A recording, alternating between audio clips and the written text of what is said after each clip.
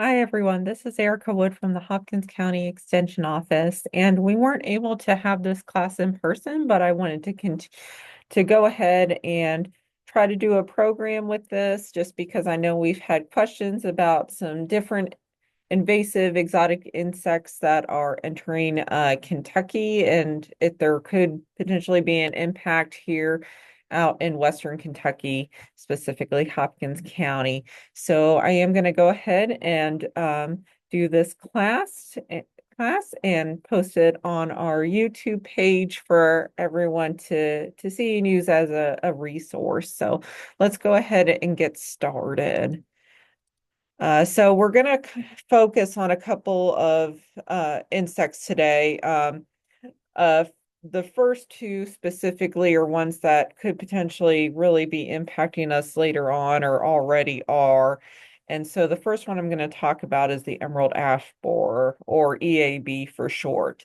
And so the emerald ash borer has been found in Hopkins County for a few years now. And so this is something that we are going to have to monitor, especially for those of you who may have ash trees in your landscape or in your woodlands. So just to give you some background information on the emerald ash borer, this is not found originally in the US. It is native to Asia and has unfortunately come to North America and become invasive, to the point where it's really taken over, especially the eastern part of the United States. And why this borer insect is so detrimental is that it can infest and kill our Native American ash trees. And so, in particular, we're talking about the green, white, and blue ash. And more recently, too, there is the potential where this could be impacting our fringe trees, our native fringe trees as well, which are closely related to our ash species. And so these are things we have to be mindful of because a lot of our ash species have in the past been used quite a bit in the ornamental tree industry. They're a very common, especially urban landscape tree. And so having this insect really result in their decline is definitely very problematic, especially with trying to save these ash trees or even replacing them, unfortunately. So let's talk a little bit more about this insect. And so with this, when we think of borer insects, we often think of course, the larva that will kind of burrow into the tree tissue.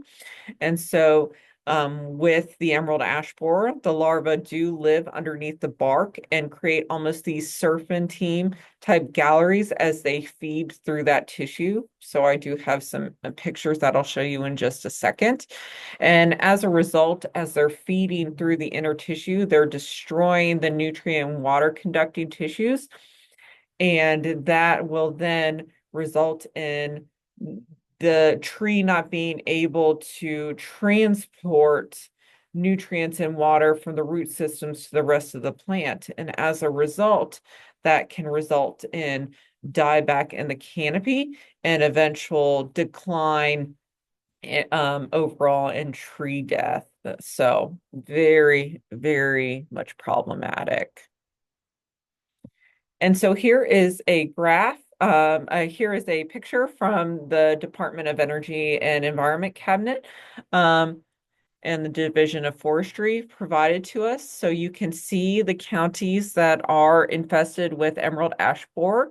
And so we can see Hopkins County right here, unfortunately, was confirmed back a few years ago. And we are seeing it now from this previous year moving into Caldwell and Lyon counties.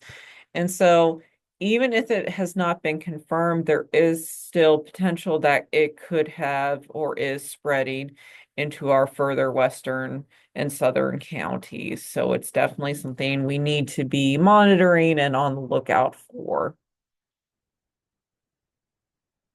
And so what are some symptoms that you're going to see if your ash tree is infested with emerald ash borer? Well, some of the early symptoms are commonly dieback in the tree canopy.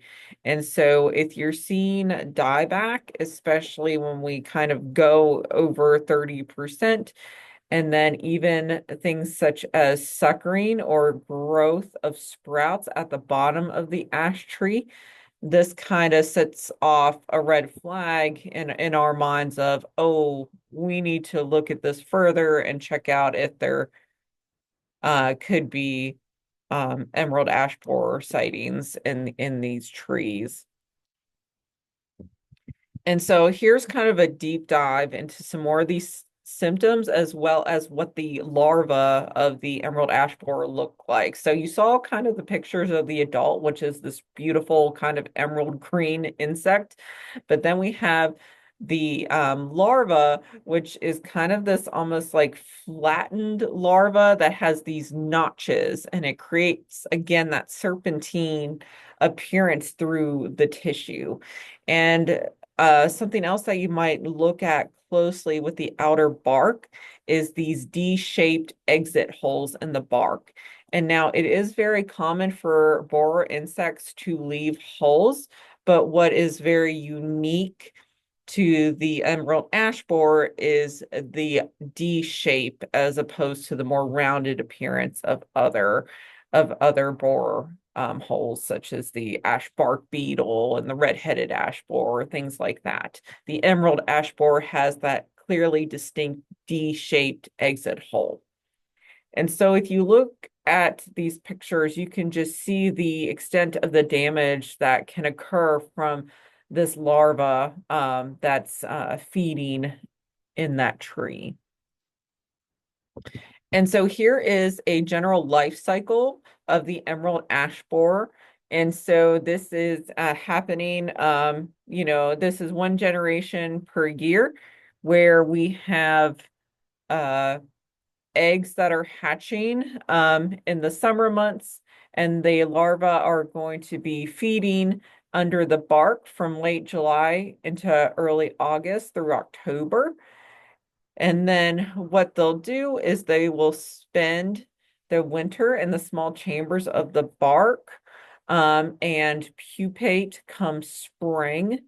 And come spring, new adults are going to emerge typically around May or June, and they're going to start that cycle all over again. So the adults are going to emerge in the spring, and the females are going to lay their eggs. So again, just kind of this cyclical process. And it is very common for there to be, these multiple generations, if you will, that are kind of feeding on the same tree. And so what are some management practices? So let me go off and start off by saying that we are here in Kentucky. And so for those of you who might be watching this on my YouTube channel that are from a different state, please note that any of your insecticide applications are going to vary depending on the state that you are from. And so you definitely need to check your local extension office for the best treatment options, and even contact places like Division of Forestry as well. And of course, just to rule of thumb, we always want to properly read the label too. So some of the insecticide treatments are things such as using a systemic insecticide that can help serve as protection for healthy ash trees, especially in settings of, these are again in urban landscapes or in urban parks. However, if you're looking at this from a homeowner perspective versus professional perspective, you know, is it worth the treatment costs to apply these insecticides as a preventative measure for just one ash tree, like in your backyard? Probably not at this point. Or is it more worthy for somebody who does have like a greater woodland area. So, that's really where you kind of have to think about, what's going to be, the best option for you. So, for those trees that are already damaged by emerald ash borer, um, again, that's going to be up to the homeowner, where it may not be worthwhile to try to, you know, use treatment methods to try to keep it alive. It may be better to just remove it and replace it in the long run, um, especially if you are already seeing significant dieback in the canopy. So, just some things to think about here.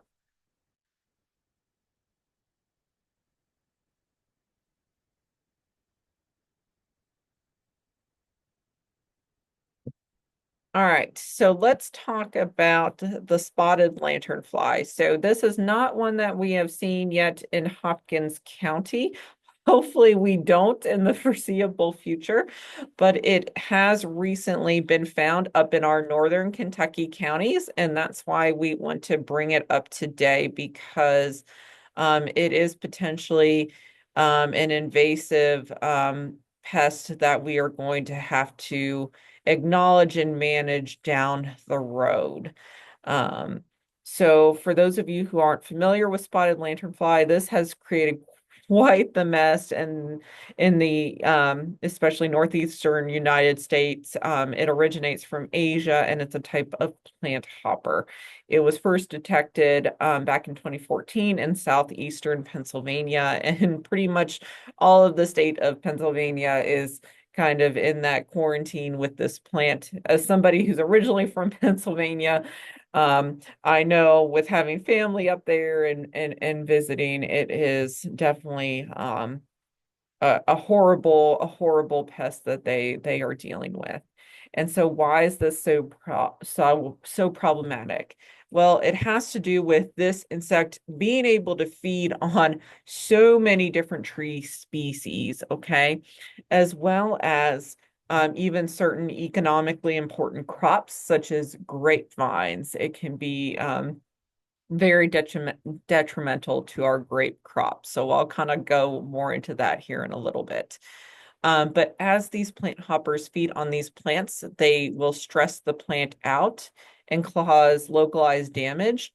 And overall, over time, this is going to cause weakening of the trees. And even if it doesn't necessarily kill the tree immediately, it can cause stress and result in the tree declining, that over time other factors, environmental pests, diseases may come in and eventually kill off the plant because it was weakened as a result of this insect. So some things to kind of keep in mind here. So let's talk about these. So the spotted lanternfly, as I mentioned, is a leafhopper. So they are strong jumpers. And they are one of those where if you try to get up close to it, they might go ahead and jump when approached.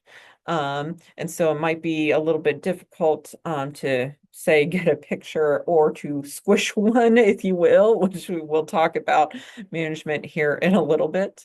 Oftentimes these do move as groups, and so you may see a grouping of them together, especially on a tree. Um, Unfortunately, these have been distributed so easily um, in several states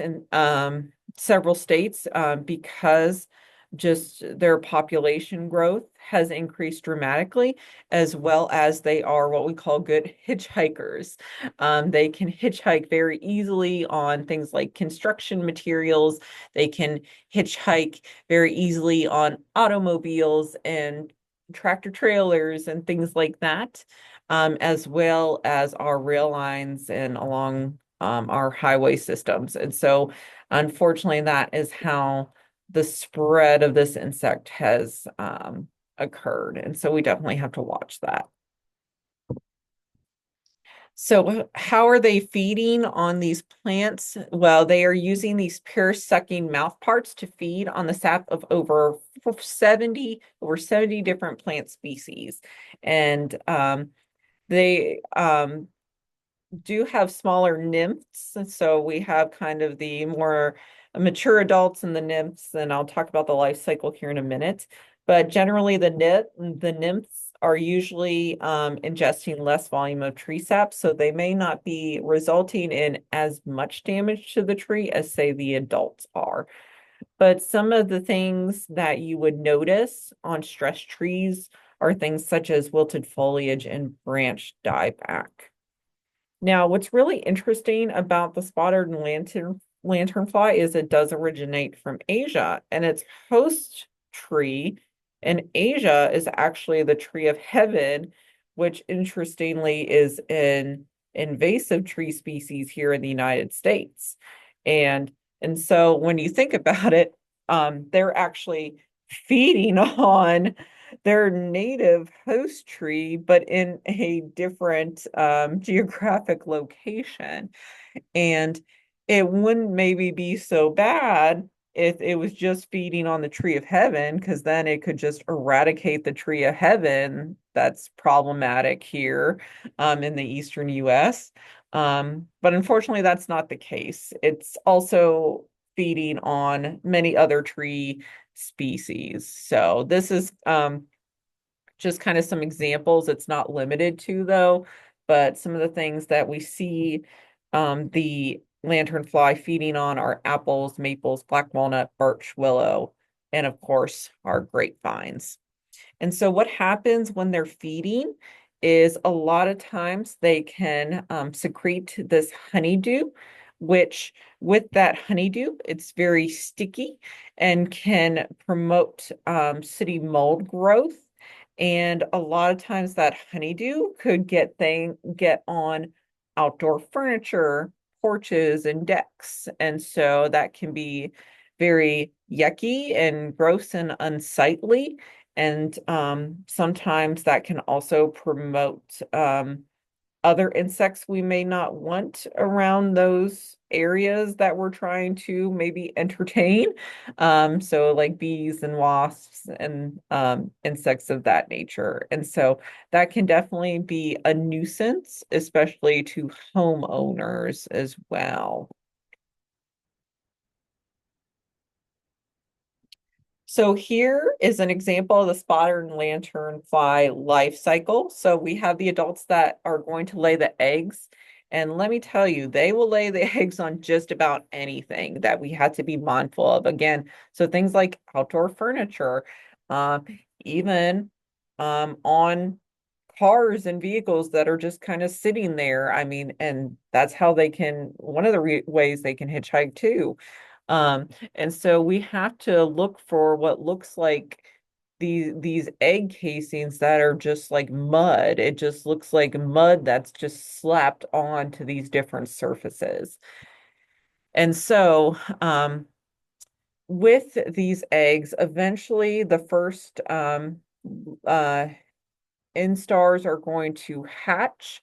And you can see that they are going to look very different from the first instar into all the way to the fourth instar. As they continue to feed, they will get bigger and kind of develop more of that spotting and that reddish color as it matures. And so it will continue to feed. Um, and eventually it will give way to the adult lanternfly that kind of has that very you know uh, I would say kind of poster appearance with the beautiful spotting and red wing structure and all of that. And it's kind of a shame because when you look at it, it is a very beautiful insect. But if we are seeing this, it's almost like, oh no, we don't, this is not good, because of the damage that it's causing. So it's better to see these in pictures and admire. Um, their appearance rather than in real life. Because if you're seeing these in real life, then we got to do something about it. So, and there's typically just one generation per year of the spotted lanternfly. So here's kind of a better picture. So you can see again that slap of what looks like mud that's on a tree, but can be in other on other surfaces as well. You can see those early instars that are kind of more blackish in color with the little white polka dots into the later, more mature instars that have that reddish appearance as well.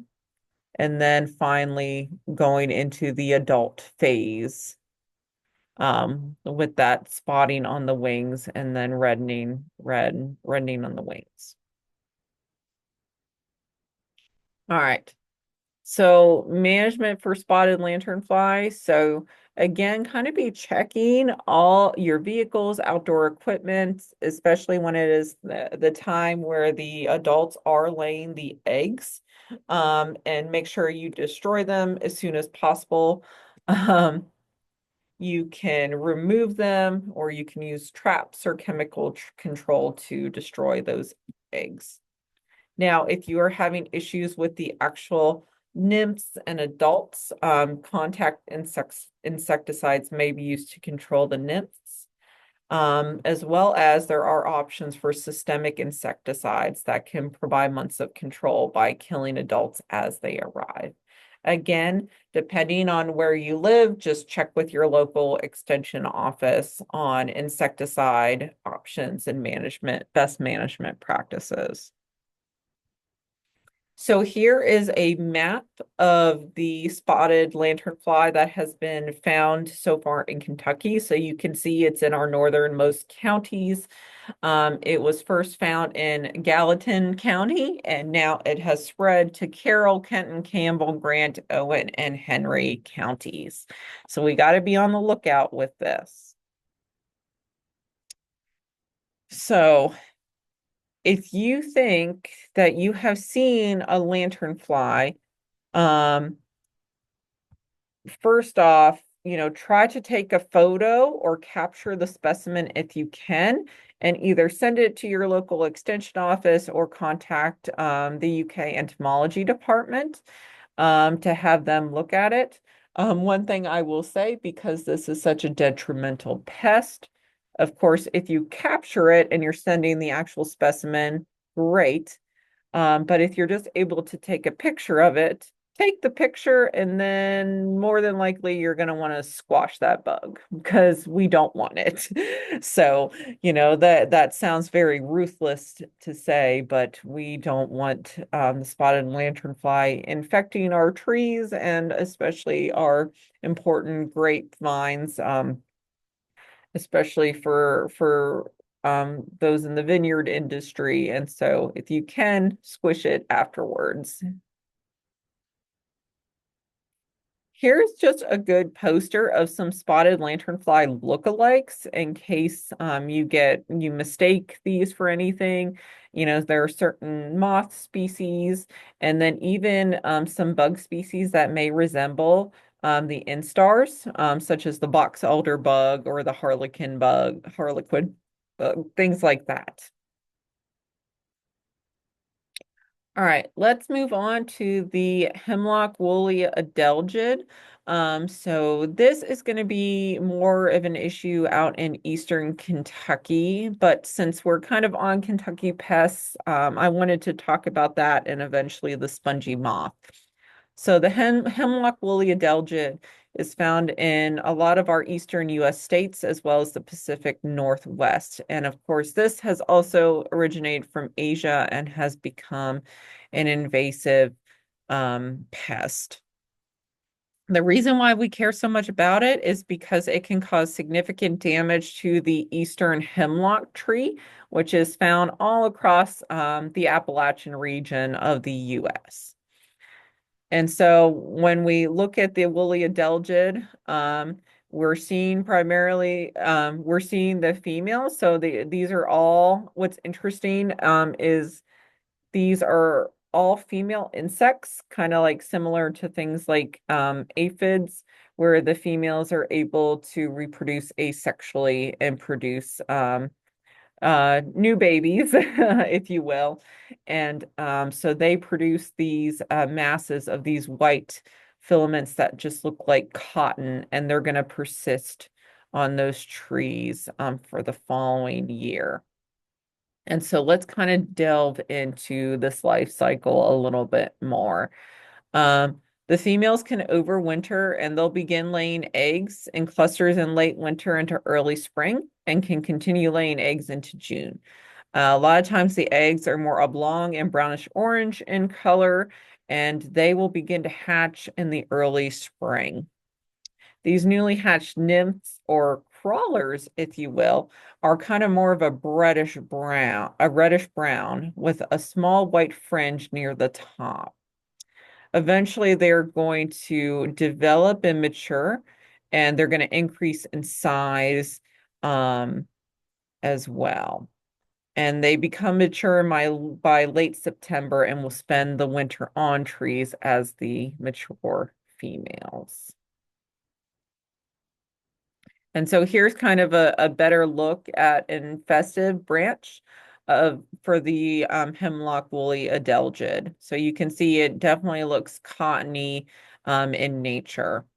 So a lot of times you can see this damage in these populations located near the bark and at the base of the needles of these trees.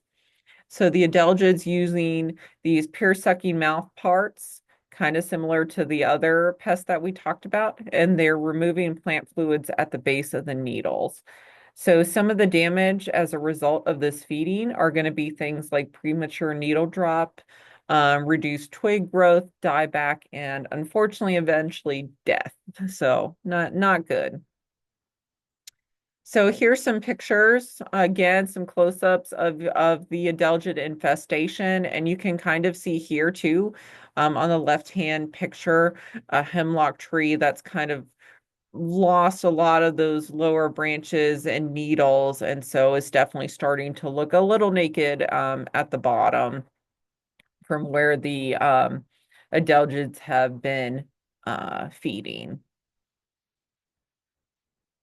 And so this is a map of where it has been found in Kentucky. So again, kind of focusing more on our eastern counties, um, and also thinking about where the natural range of the eastern hemlock is. So again, eastern hemlock is found more in our Appalachian region, our kind of more of our mountainous regions of the United States, the eastern United States, not something we're really typically going to see here in Western Kentucky.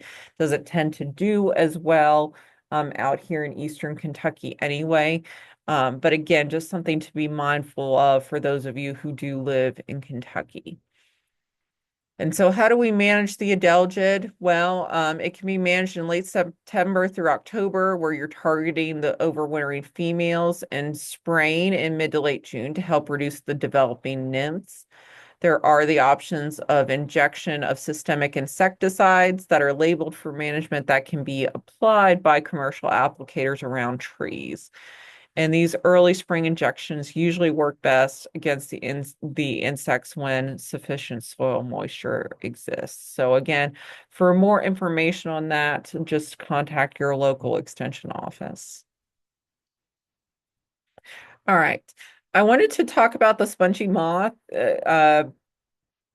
because again, this is another exotic invasive insect that is problematic, especially in the eastern United States. It's not as prevalent or as much of a problem here in Kentucky, um, but definitely something to just kind of watch and monitor. So this is formerly known as the gypsy moth, but we now call it the spongy moth. And so um, if you have questions about the spongy moth, just continue to monitor and talk with the Office of the State Entomologist. And I kind of wanted to talk about the spongy moth too, because oftentimes this is kind of mistaken for some of our other caterpillar species that we commonly see. And so I'll talk about that here in a minute. But with the spongy moth caterpillar, the caterpillar feeds on many different species of trees and shrubs, anything from oaks, apples, birches, lindens, sweet gums, white pines, etc. And they start by creating small holes in the leaves, and eventually over time, as they get bigger and there's more of them and they just feed, they can defoliate entire trees. And so the spongy moth life cycle, there's one generation per year and they will overwinter as egg masses. And we'll talk about those egg masses here in a minute as well. But the caterpillars emerge in April, and they have what's interesting, and I'll kind of go back to the previous slide, is they have um, 5 pairs of blue dots and 6 pairs of red dots. So that's kind of how you can tell the difference between that and some other caterpillars. So there's 1, 2, 3, 4, 5 pairs of blue dots here, and then 1, 2, 3, 4, 5, 6, 6 pairs of the red dots. So very unique. So just like other caterpillar species, they'll undergo metamorphosis and they will pupate in June um, and have more of a darker color with hairs on the surface. And I'll show that in the next slide so you can kind of see this pupa kind of has these almost like these little tiny hairs on them. And so the adults will emerge from that pupa and they will mate, and the females will lay patches of eggs that are covered in the spongy yellow material. And that's what you can kind of see here on this tree is that spongy yellow material where hence it's getting its name from.